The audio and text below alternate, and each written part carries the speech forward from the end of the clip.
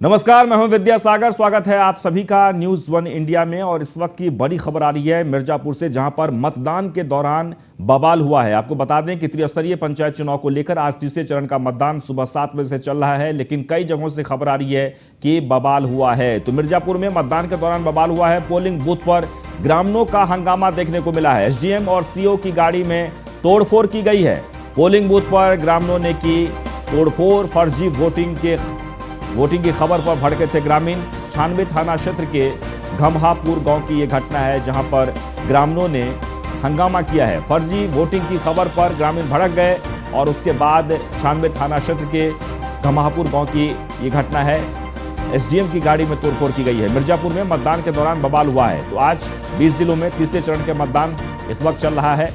मतदाता अपने अपने मत का प्रयोग कर रहे हैं, लेकिन कई जगहों से खबर आ रही है कि मतदान केंद्र पर मारपीट भी हुई है, हंगामा भी हुआ है। और ये तस्वीर आप देखिए, मिर्जापुर की तस्वीर है, जहां पर त्रिस्तरीय पंचायत चुनाव के तीसरे चरण में आज जमकर बवाल हुआ है और कई लोग चोटिल हुए हैं। ईंट पत्थर भी बरसाए गए। दरअसल आपको बता दें कि ग्रामीणों को ये जानकारी मिली थी कि वहां पर फर्जी तरीके से वोटिंग चल रही है, और इसी बात को लेकर फिर क्या था, काफी संख्या में इकट्ठा हुए लोग और उसके बाद हंगामा शुरू हो गया। तोड़फोड़ की गई, पत्थरबाजी की गई है, कई लोग चोटिल हुए हैं। तस्वीरों में आप देख सकते हैं, एक्सक्लूसिव तस्वीर हम आपको दिखा रहे हैं न्यूज वन इंडिया पर। सबसे पहले ये तस्वीर, और अलग अलग जगहों से जो खबर आ रही है हमारे पास, उसमें ये कि कई जगहों पर मारपीट की खबर है, लेकिन मिर्जापुर की अगर बात कर ली जाए तो वहां पर जमकर पत्थरबाजी की गई है, हंगामा किया गया है। एसडीएम की गाड़ी में भी तोड़फोड़ की गई है, कई लोग चोटिल हुए हैं। मिर्जापुर से खबर है, जहां पंचायत चुनाव के दौरान बवाल हुआ है। पोलिंग बूथ पर ग्रामीणों का हंगामा देखने को मिला है।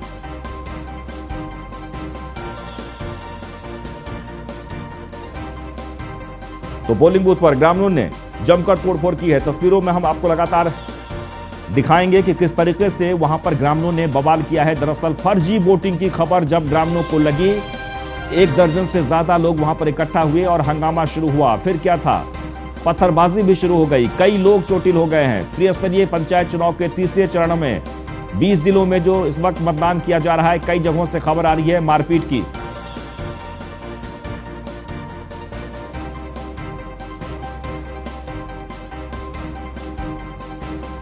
और ये तस्वीर मिर्जापुर से हम दिखा रहे हैं, आप देखिए।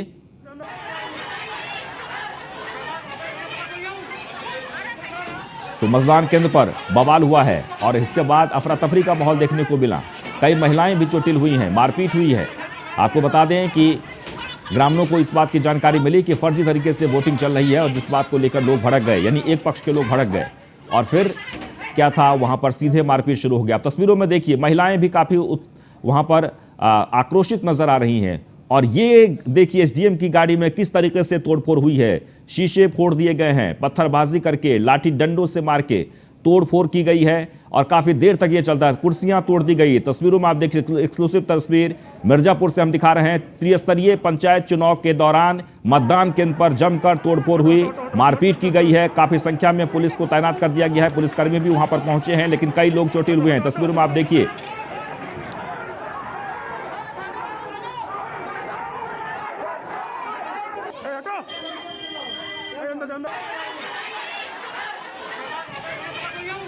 तो मिर्जापुर की तस्वीर है, तस्वीरों में आप देख सकते हैं। और ये जो शोर आप सुन रहे हैं, ये शोर है हंगामे का। दरअसल त्रिस्तरीय पंचायत चुनाव को लेकर सुबह 7 बजे से मतदान चल रहा था मिर्जापुर के इस बूथ पर, और बूथ पर मतदान के दौरान अचानक ग्रामीणों को इस बात की जानकारी मिली कि कुछ लोग वहां पर फर्जी तरीके से वोटिंग कर रहे हैं। और फिर क्या था, वहां पर दूसरे पक्ष के लोग पहुंचे और फिर वहां पर मारपीट शुरू हो गई, हंगामा शुरू हो गया, तोड़फोड़ शुरू हो गई। और तोड़फोड़ किस कदर से, जो एसडीएम की गाड़ी जो वहां पर चेकिंग के दौरान वहां पर आए हुए थे, गाड़ी को भी नहीं बख्शा गया और शीशे तोड़ दिए गए, तोड़फोड़ की गई है। कई कुर्सियों को उठाकर फेंक दिया गया, यानी कि कुर्सियां भी तोड़ दी गई है। और वहां महिलाएं भी काफी आक्रोशित नजर आई। हालांकि पुलिसकर्मी कम नहीं है, सुरक्षाकर्मी वहां पर काफी संख्या में लगाए गए हैं। इसके बावजूद काफी देर तक पत्थरबाजी भी होती रही, जिसमें कई लोग चोटिल हो गए।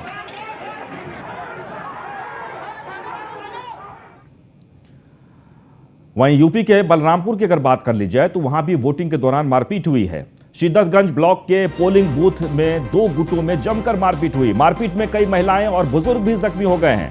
मौके पर पहुंचे थाना अध्यक्ष ने मामले को शांत कराया। उतरौला कोतवाली क्षेत्र के ढेबरुआ की घटना है ये, जहां पर मारपीट हुई है।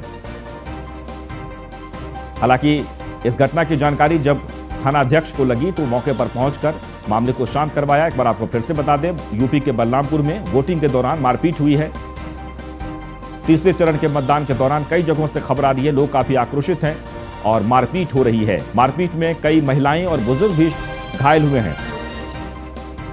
हालांकि मौके पर थाना अध्यक्ष ने पहुंचकर मामले को शांत करा दिया है, लेकिन उतरौला कोतवाली क्षेत्र के ढेबरुआ में ये मारपीट हुई है। त्रिस्तरीय पंचायत चुनाव के तीसरे चरण में छिटपुट घटनाएं हुई हैं। 20 जिलों में इस वक्त मतदान किया जा रहा है। प्रशासन लगातार प्रशासन की तरफ से कोशिश हो रही है शांतिपूर्ण तरीके से मतदान हो, लेकिन कई जगहों से जो हमारे पास खबर है वो ये कि मारपीट हुई है, लोग आक्रोशित हुए हैं, किसी न किसी कारण से वहां पर अव्यवस्था बनी है। तो यूपी के बलरामपुर से खबर है, जहां पर वोटिंग के दौरान मारपीट की खबर है, जिसमें महिलाएं और बुजुर्ग जख्मी हो गए। दरअसल ये लोग वहां पर वोट गिराने के लिए आए थे, कतार में लगकर अपने अपने मत का प्रयोग कर रहे थे, लेकिन कुछ ही देर के बाद वहां पर माहौल गर्मा गया और मारपीट शुरू हो गई। मारपीट में कई महिलाएं और बुजुर्ग भी जख्मी हो गए हैं।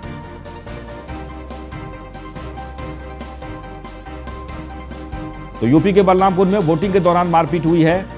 श्रीदत्तगंज ब्लॉक के पोलिंग बूथ पर 2 गुटों में मारपीट हुई और काफी देर तक ये मारपीट चलती रही, जिसमें कई महिलाएं और बुजुर्ग भी जख्मी हो गए। हालांकि प्रशासन को जब इस बात की जानकारी हुई, मौके पर पहुंच थाना अध्यक्ष ने मामले को शांत करवाया। और ये तस्वीर आप देखिए, बलरामपुर की तस्वीर है। वोटिंग जो सुबह 7 बजे से आज की जा रही है तीसरे चरण के पंचायत चुनाव को लेकर, लेकिन इसी बीच 2 पक्षों में मारपीट हुई और कुछ महिलाएं भी जख्मी हुई। और सौरभ मिश्रा जुड़ गए इस वक्त हमारे साथ फोन लाइन पर। सौरभ, पूरा मामला बताइए, मारपीट क्यों हुई? त्रिस्तरीय पंचायत चुनाव का आज दिन है और आज यहाँ पर वोटिंग हो रही थी।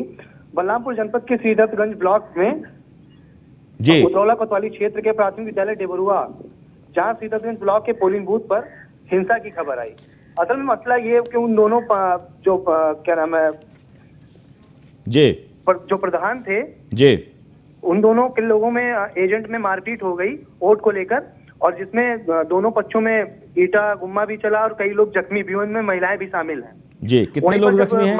मामला संज्ञान में आया और उतरौला कोतवाल पंकज सिंह वहां पर पहुंचे तो उन्होंने मामले को शांत कराया, लेकिन इस पर एक कार्रवाई होनी चाहिए। कार्रवाई न करके सिर्फ लीपापोती की गई है। तो वहां मतदान फिर से शुरू करा लिया गया है? जी, मतदान फिर से शुरू हो गया है, मतदान जारी है वहां पर। जी, ये जो मारपीट हुई है उसमें किसी पर भी कोई कार्रवाई नहीं हुई है? सब लोग सामान्यतः वहां पर बैठ के फिर काम कर रहे हैं? जी, वहां पर किसी पर कोई कार्रवाई नहीं हुई है। जब उतरौला कोतवाल पंकज सिंह वहां पर मौके पर पहुंचे तो उन्होंने मामले को शांत करा दिया और वोटिंग की प्रक्रिया फिर से चालू करा दी, लेकिन किसी पर भी कोई कार्रवाई नहीं की गई। चलिए, बहुत बहुत शुक्रिया। तो बलरामपुर का मामला है, जहां पर वोटिंग के दौरान 2 पक्षों में मारपीट हुई थी। अब बात फिरोजाबाद की करेंगे, जहां पर पंचायत चुनाव में जमकर बवाल हुआ है। आपको बता दें कि फिरोजाबाद से भी कुछ ऐसी ही खबर आ रही है। प्रत्याशी दुर्वेश और रघुनाथ पक्ष में बवाल हुआ, कई राउंड हवाई फायरिंग भी की गई है।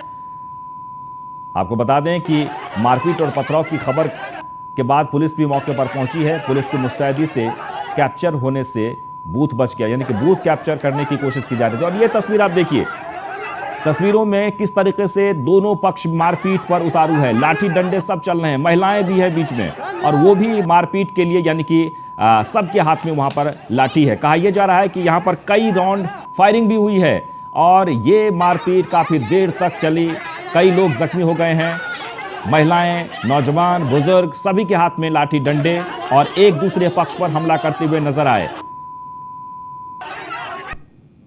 ये नगला परदमन पोलिंग सेंटर है, जहां पर ये सूचना मिली थी कि 2 प्रत्याशी और उनके समर्थकों के बीच में मारपीट हो रही है। उस सूचना पे तत्काल पुलिस बल, प्रशासनिक अमला सब यहाँ पे तत्काल पहुँच गए हैं। जानकारी करने पर पता चला है कि एक दुर्वेश पक्ष है, एक रघुनाथ पक्ष है। इन लोगों में शुरुआत में मारपीट तू मैं हुई। उसके बाद इसमें बता रहे हैं कि हवाई फायरिंग भी हुई है और इन लोगों ने बूथ की तरफ बढ़ने का प्रयास किया, लेकिन सुरक्षा बलों ने बहादुरी का परिचय देते हुए उन्हें भगा दिया। बूथ और बूथ के अंदर की समस्त चीज़ें सुरक्षित हैं, कहीं कोई प्रॉब्लम नहीं है। यहाँ पे अब काफ़ी संख्या में फोर्स मुस्तैद है। मुकदमा दर्ज करके दंडात्मक कार्रवाई की जाएगी। ये नगला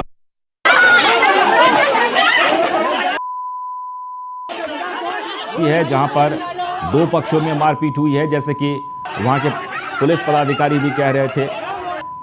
हालांकि मामला को शांत करा लिया गया। चलिए आगे बढ़ते हैं। यूपी के 20 जिलों में पंचायत चुनाव की वोटिंग जारी है। पंचायत चुनाव में 1 बजे तक 36.39% वोटिंग हुई है। कानपुर देहात में 1 बजे तक 34% मतदान हुआ। वहीं मिर्जापुर की बात कर ली जाए तो 34.58% मतदान हुआ है।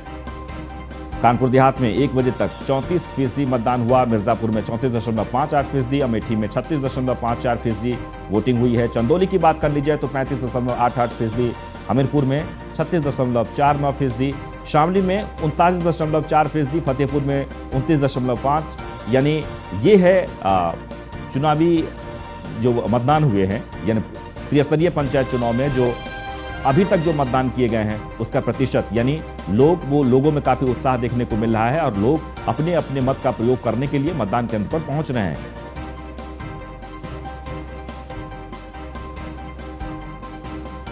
तो एक बार आपको फिर से बता दें, लगातार हम आपको दिखा रहे हैं कि कौन से जिले में कितने प्रतिशत मतदान हुआ है।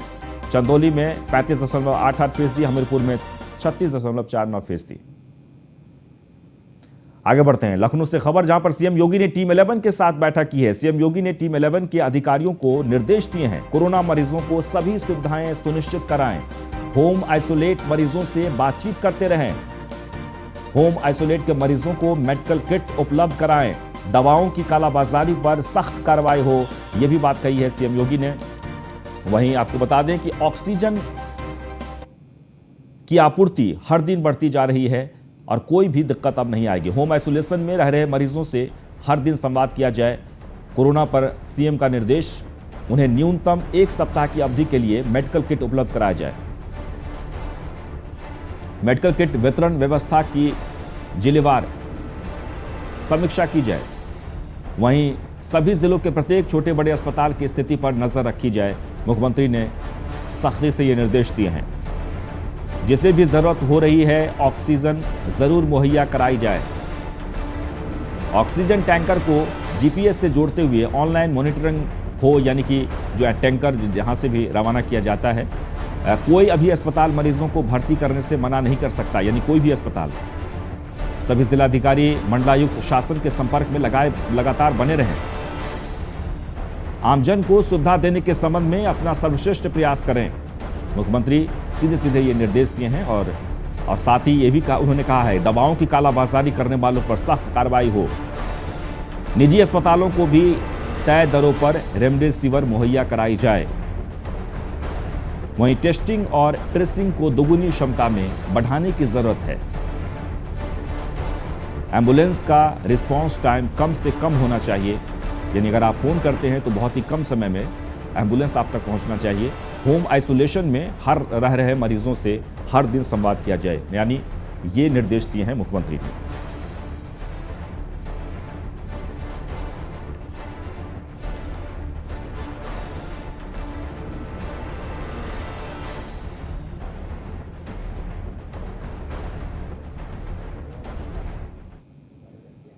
तो कोरोना को लेकर पूरे देश भर में हाहाकार मचा हुआ है। हर संभव प्रयास किया जा रहा है कि कैसे कोरोना के संक्रमण को रोका जाए। ऐसे में हमारी भी कोशिश रहती है कि आपको कैसे जागरूक किया जाए, और इसलिए हमारे साथ आज जुड़ रहे हैं अभिनेता और मशहूर कॉमेडियन विजय पाटेकर।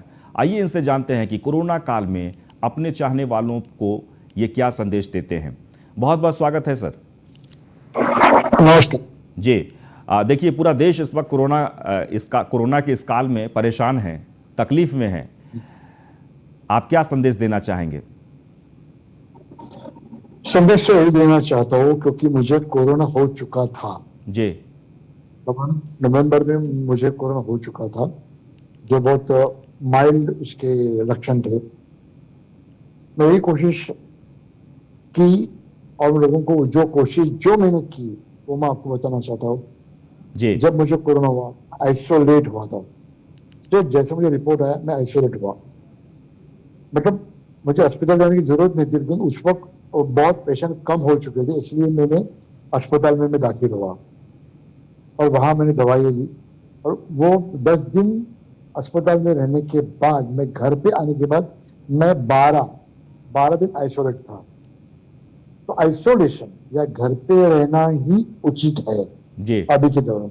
हमारे महाराष्ट्र में खासतौर मुंबई में ये कोरोना बहुत बुरी तरह से फैला हुआ है। तो अभी भी मैं देखूंगा, जैसे मुझे फोन आया आप 3 बजे अवेलेबल हो, हाँ तो बिल्कुल अवेलेबल हूँ, घर पे हूँ मैं, और मेरा हक बनता है, ये जी। मेरा कर्तव्य बनता है कि मैं लोगों को बताऊं। और छोटी सी बात है, आप डरो मत, आप डरो मत। हाँ, जिसको कोई कंफ्यूजन है, जैसे डायबिटीज है, अस्थमा है, और से कोई कंफ्यूजन है, बीपी वाले लोग हैं, तो उनको बहुत समझना चाहिए, उनको तो घर के बाहर निकलना ही नहीं चाहिए। जी आप विजय पाटेकर जी, सबसे महत्वपूर्ण यह है कि जी आपको जब कोरोना हुआ और आप होम आइसोलेट हुए, क्या फील कर रहे थे उस दरमियान, और कैसा लग रहा था, किस तरीके के उपचार कर रहे थे? और चूंकि आप एक हास्य कलाकार हैं, निश्चित तौर पर आपके अंदर जो है हमेशा एक पॉजिटिवनेस, जैसे सकारात्मकता की बात होती है, वो हमेशा, क्योंकि दूसरों को आप इंटरटेन करते हैं, हंसाते हैं, उसे खुश रखने की कोशिश करते हैं। तो आप बताएं कि क्योंकि इस वक्त करोड़ों ऐसे लोग हैं जो होम आइसोलेट हैं, तकलीफ में हैं, उन्हें आप क्या संदेश देंगे, किस तरीके से उनके मन को सकारात्मक दृष्टिकोण से उनको सुझाव लगे? देखो, जो भी आइसोलेट है, जो घर में रह रहे हैं, साइकोलॉजी उनका ऐसा है, जो मेरा भी था, कि भैया मैं काम करने वाला आदमी हूँ, एक्टर हूँ, बाहर जाता हूँ, और मैं कोरोना की वजह से मैं घर पे बैठा हूँ, मैं 10 दिन 12 दिन घर पे बैठा हूँ। ये एक जो साइकोलॉजी वो निकाल देनी चाहिए। भैया मैं बीमार हूँ, अगर हम बीमार होते हैं, खांसी अगर आ जाती है, बुखार आ जाता है, तो ऐसे 2 या 3 दिन हम तो घर पे रहते हैं ना, हमने तय कर दिया कि खांसी बुखार है तो भैया 2-3 दिन मुझे घर पे रहना है। तो आप वो भी मान दो ना कि आपको कोरोना हो चुका है, आपको 10 दिन रहना है, 3 दिन की बजाय आपको 10 दिन घर पे रहना है। ये साइकोलॉजी आप तैयार हो जाओ, उसमें ये बड़ी बीमारी है ही नहीं। जैसे हम बोलते हैं खांसी बीमारी, वैसी ही बीमारी है भी। मैं वही बोल रहा हूँ, जिसका कंफ्यूजन है, जैसे डायबिटीज वगैरह जिनको है, उन्हें बहुत संभलना चाहिए, बहुत ही संभलना चाहिए। तो आप निगेटिव मत हो जाओ जी। ये तो टोटली माइंड गेम है कि भैया मैं घर पे हूँ, मुझे कोई पूछने रहा है, मुझे कोई बीवी मुझे पूछने रही है, बच्चे मुझे पूछने रहे, हाँ भाई नहीं पूछ रहे, खाना दे रहे हैं, खाना दे रहे हैं ना, बीवी खाना दे रही है ना, जी बच्चे आके पूछते, सुबह दूर से पूछते हैं पापा कैसे हो, पूछते हैं ना, तो बस ठीक है, समझ लो ना, क्योंकि ये मुझे ही रहना है, आइसोलेट मुझे रहना है, नहीं तो मेरे बीवी और बच्चों को हो जाएगा। इसलिए मैंने, जब मुझे रिपोर्ट आया सुबह, तो 1 घंटे में मैं डिसीजन लिया और मैंने बोरिया बिस्तरा मेरा उठाया और मैं अस्पताल में जाके मैं एडमिट हो चुका था। जी नहीं, लेकिन आप तो कह रहे हैं कि अस्पताल जाने की जरूरत नहीं है। हाँ, अभी जरूरत नहीं है, क्योंकि मालूम पड़ा है लोगों को, जो दवाई है आपको घर पे भी मिल सकती है जी। जो उपचार आप घर पे भी ले सकते हैं, तो आयुर्वेदिक कार्य वगैरह जो भी है, तो भी अस्पताल जाने की जरूरत नहीं है। मैं नवंबर की बात कर रहा हूँ, नवंबर, उस वक्त मतलब बहुत सी चीजें अनजान थी, बहुत सी चीजें अनजान थी। अभी नवंबर, दिसंबर, जनवरी, फरवरी, मार्च, अप्रैल, 6 महीने हो चुके हैं। तो 6 महीने में बहुत सी चीजों का अभी मालूम पड़ा, जैसे ये कौन सी अपना रेमडेसिविर जी। देखिए जी विजय जी, वक्त ब्रेक का हो गया है, लेकिन हम चाहते हैं कि एक लाइन में कोई ऐसी बात आप कहें जो हर जो दुखी चेहरा है उसके चेहरे पर मुस्कुराहट आए। अरे भैया, मैं एक ही लाइन, वो फिल्मों की लाइन नहीं बोलता, मैं 10 दिन जाके अस्पताल में जाके नर्सेस, वार्ड बॉय, इनके साथ मैं फोटो खिंचा रहा था, मैं जोक कर रहा था, वो सब आते थे, कहाँ से फोटो खिंचवाने आते थे। रात के 1 बजे मैंने फोटो दिया है, रात के 1 बजे नींद में से उठ के, मैं सलाइन पे था, सलाइन पे भी उठ के मैंने फोटो दिए हुए। चलिए, बहुत बहुत शुक्रिया, बहुत बहुत शुक्रिया। हम उम्मीद करते हैं जो भी लोग इस वक्त कोरोना पॉजिटिव हो गए हैं, जो होम आइसोलेट हैं या फिर अस्पताल में भर्ती हैं, वो जल्द से जल्द ठीक हो जाएं। और आप जो उपचार है, मास्क लगाना, सैनिटाइज करना, काढ़ा पीना, गर्म पानी से स्टीम लेना, ये सब आप करते रहें, कुछ नहीं होगा, सब ठीक हो जाएगा। कांग्रेस नेता प्रमोद तिवारी ने सरकार पर निशाना साधा है। जनहित में आवाज उठाने से सरकार नहीं रोक पाएगी, सच्चा कांग्रेसी सरकार से डरता नहीं है, प्रमोद तिवारी ने यह बात कही है। धमकी के बजाय स्थिति की गंभीरता को पहचानिए।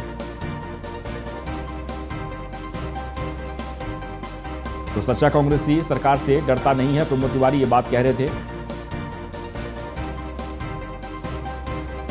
मुख्यमंत्री जी, आपको शायद मालूम नहीं जमीनी हकीकत क्या है। आज मोदी सरकार की गलत नीतियों के कारण, पूंजीपतियों के तिजोरी भरने के कारण जिस तरह 9,000 मैट्रिक टन ऑक्सीजन, रेमडेसिविर की सहित तमाम दवाएं और वैक्सीन बांटी गई 82 देशों में, आज अभूतपूर्व संकट से उत्तर प्रदेश गुजर रहा है।